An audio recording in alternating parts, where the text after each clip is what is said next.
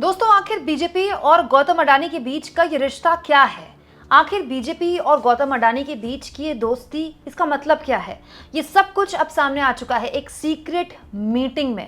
दोस्तों, एक secret meeting को लेकर बड़ा खुलासा अजित पवार ने कर दिया है, जो न केवल बीजेपी पर क्वेश्चन मार्क उठाता है, बीजेपी पर सवाल उठाता है, बल्कि अब बीजेपी को जवाब देना चाहिए कि खुद उनके सहयोगी उन पर इतने गंभीर आरोप लगा रहे हैं। दोस्तों, राहुल गांधी लगातार मोदी सरकार को अडानी अंबानी की सरकार कहते रहे।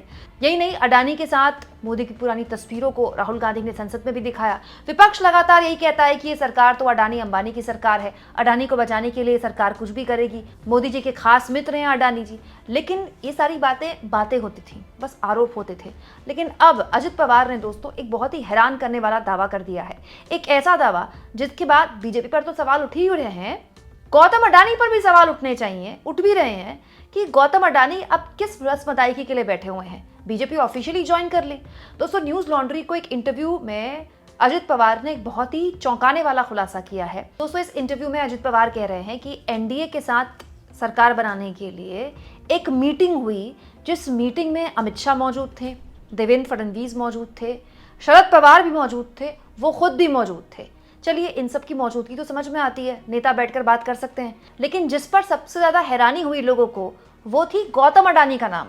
दोस्तों, अजित पवार ने कहा है कि एनडीए के साथ एनसीपी जाएगी कि नहीं जाएगी, इसको लेकर पहले एक मीटिंग हुई। जब एनसीपी बीजेपी के साथ सरकार में सहयोगी बनी, उससे पहले एक मीटिंग हुई।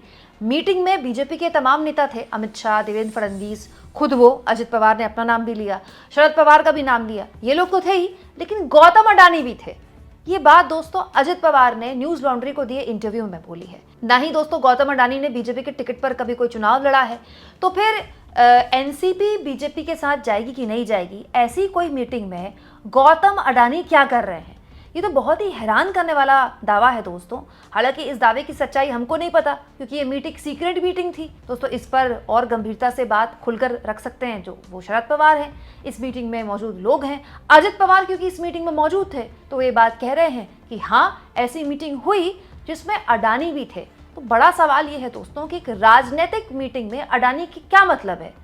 क्या बीजेपी के अंदर के फैसले भी अडानी की सहमति से होते हैं? मतलब एक पार्टी दूसरी पार्टी के साथ सरकार बनाएगी कि नहीं बनाएगी, इसमें दो पार्टियों के नेता शामिल हो सकते हैं, लेकिन गौतम अडानी अगर शामिल हो रहे हैं, तो फिर क्या ये इकलौती ऐसी मीटिंग है जिसमें गौतम अडानी शामिल हो रहे हैं?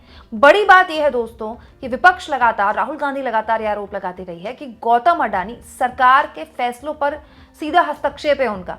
ये भी कहा जाता है विपक्ष द्वारा कि एक्चुअली में ये सरकार अडानी के लिए ही काम कर रही है। पिछले 10 सालों में अडानी ने जिस तरह से आर्थिक तौर पर प्रगति की है, ये अपने आप में केस स्टडी है। इतनी जल्दी इतना पैसा कोई नहीं कमाता है, वो भी केवल 10 साल के अंतर्गत। तो इसको लेकर भी अडानी पर लगातार सवाल खड़े हुए हैं। हिंडनबर्ग रिपोर्ट ने अडानी पर फंड के घालमेल का आरोप लगाया है, लेकिन इस तरह के आरोप तो अडानी पर कभी नहीं लगे। और दोस्तों, ये आरोप कोई राहुल गांधी नहीं लगा रहे हैं, अखिलेश यादव नहीं लगा रहे हैं, तेजस्वी यादव नहीं लगा रहे हैं, या फिर अरविंद केजरीवाल नहीं लगा रहे हैं। ये आरोप अजित पवार लगा रहे हैं, जिनके साथ बीजेपी सरकार बनाए बैठी है, जो इस वक्त एनडीए सरकार के डिप्टी सीएम है और अजित पवार की पार्टी के साथ एनडीए का हिस्सा है। अजित पवार की पार्टी के साथ बीजेपी चुनाव लड़ रही है महाराष्ट्र में। तो अजित पवार ये जो बम्बार्डमेंट कर रहे हैं बीजेपी पर, ना केवल बीजेपी जवाब दे, बल्कि गौतम अडानी भी जवाब दे। और अगर गौतम अडानी ऐसी किसी मीटिंग में शामिल हुए हैं, हाइपोथेटिकली बोल रही हूँ, मुझे नहीं पता हुए नहीं हुए, लेकिन हुए हैं, तो फिर गौतम अडानी किस औपचारिकता का इंतजार कर रहे हैं? औपचारिक तौर पर बीजेपी ज्वाइन कर ले? ये एक बहुत ही गंभीर मसला है दोस्तों। कभी आपने सुना है कि किसी फलानी पार्टी की मीटिंग में गौतम अडानी बैठे हुए हैं? भाई, गौतम अडानी क्या कर रहे हैं राजनीतिक मीटिंग्स में? ये बहुत ही हैरान करने वाला मामला है दोस्तों, जो अजित पवार ने खुद उठाया है। वही अजित पवार जो लगातार बीजेपी को आंखें दिखा रहे हैं, ये कहते हुए कि कटेंगे तो पटेंगे जैसे नारे यूपी में चलते होंगे, यहाँ महाराष्ट्र में नहीं चलते। दोस्तों, इस इंटरव्यू में अजित पवार ने कहा कि उन्होंने पार्टी वार्टी कुछ नहीं तोड़ी है। शरद पवार के कहने पर ही वो एनडीए के साथ उन्होंने सरकार बनाई है, एनडीए के वो सहयोगी बने हैं। फिर जब उनसे सवाल पूछा गया कि शरद पवार क्यों नहीं गए बीजेपी के साथ, तो अजित पवार ने कहा कि शरद पवार की पत्नी भी इसका जवाब नहीं दे सकती, उनकी बेटी सुप्रिया सुले भी इसका जवाब नहीं दे सकती। शरद पवार के दिमाग में क्या चल रहा है वो केवल शरद पवार ही जानते हैं। इस तरह की बात बोली अजित पवार ने। हैरानी इस बात की है दोस्तों कि अजित पवार के हिसाब से एक तरफ तो बीजेपी की मीटिंग्स में एक तरह से राजनीतिक फैसलों में गौतम अडानी की मौजूदगी है। वहीं दूसरी ओर लोकसभा चुनाव के दौरान गौतम अडानी और मुकेश अंबानी पर कितने गंभीर आरोप लगाए थे मोदी जी ने, सुनिए जरा।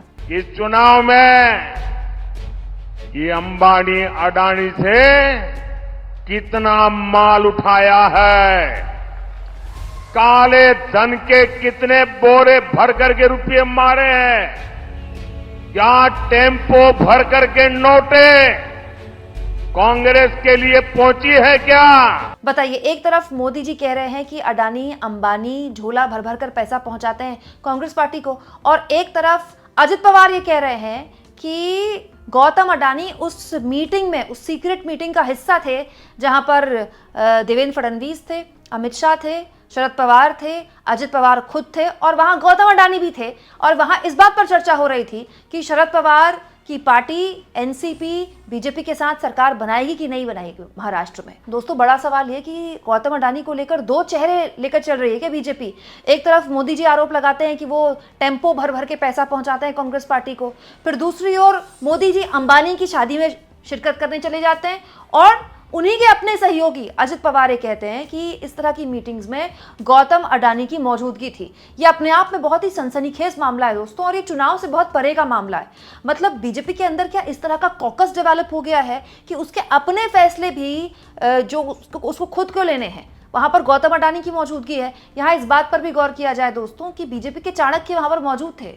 अमित शाह जब बीजेपी के चाणक्य मीटिंग में मौजूद हैं तो उनको और किसी सुपर चाणक्य की भी जरूरत है क्या? दोस्तों, शरद पवार पर भी इस बयान के बाद कई सवाल उठेंगे। जाहिर सी बात है कि क्या शरद पवार ने बीजेपी के साथ जाने के लिए कोई मीटिंग की, और अगर मीटिंग की तो क्या वाकई में शरद पवार ने अजित पवार से कहा कि आप बीजेपी के साथ सरकार बना लीजिए? अगर ऐसा है तो शरद पवार अपनी पार्टी खुद भतीजे को क्यों सौंपेंगे विद सिंबल? क्योंकि शरद पवार नए सिंबल के साथ चुनाव लड़ रहे हैं ना। अजित पवार के पास तो शरद पवार की बनाई हुई पार्टी है, उनके विधायक भी ले गए, 40 विधायक भी शरद पवार से छीन कर ले गए अजित पवार, सिंबल भी ले गए। तो क्या अजित पवार पर इतने निहाल हैं चाचा कि ना केवल उनको भेज देंगे कि जाइए बीजेपी की सरकार में डिप्टी सीएम बन जाइए, बल्कि अपने विधायक भी दे देंगे, अपनी पार्टी भी दे देंगे, अपना सिंबल भी दे देंगे, और फिर कहेंगे अब मैं फिर से इसी उम्र में दोबारा से जीरो से शुरुआत करता हूं। तो ऐसे बहुत से सवाल शरद पवार पर भी खड़े होंगे जिनके जवाब उनको देने होंगे, क्योंकि शरद पवार को लेकर भी इस बीच बहुत से लोगों ने बहुत सी बातें बोली हैं। जैसा कि खुद अजित पवार ने कहा कि दिमाग में शरद पवार के क्या चल रहा है वो केवल खुद ही बता सकते हैं और खुद ही जानते हैं। लेकिन ये अपने आप में बहुत ही अजीबोगरीब बयान है दोस्तों, जो भारत की राजनीति का एक बिल्कुल अलग चेहरा दिखाता है, जिसमें जो हमें दिखाया जाता है वो एक्चुअली में पूरी कहानी नहीं है। पिक्चर दूसरी होती है जो छुपाया जाता है। और दोस्तों, साथ साथ में सवाल ये भी कि अजित पवार आज क्यों ये सब बता रहे हैं? अगर ऐसी कोई मीटिंग हुई है अजित पवार की मान ले तो फिर इस मीटिंग के अगले दिन अजित पवार ने क्यों नहीं बताया? अजित पवार ने लोकसभा चुनाव के दौरान ये नहीं बताया। अब विधानसभा चुनावों को जुम्मा 10 दिन से भी कम का वक्त बचा है, तो अजित पवार बता रहे कि ऐसी कोई मीटिंग हुई जिसमें बीजेपी के नेता भी थे, शरद पवार, अजित पवार भी थे और गौतम अडानी भी थे। तो ये इंतजार क्यों कर रहे थे भाई वोटिंग के इतने कम दिन का? आप इस मुद्दे पर क्या सोचते हैं? कमेंट बॉक्स में जरूर लिखें, और जितना हो सके चैनल को शेयर करें, सब्सक्राइब करें, और थैंक्स और ज्वाइन के ऑप्शन से अगर आप चाहें तो कुछ आर्थिक मदद भी चैनल की जरूर करें।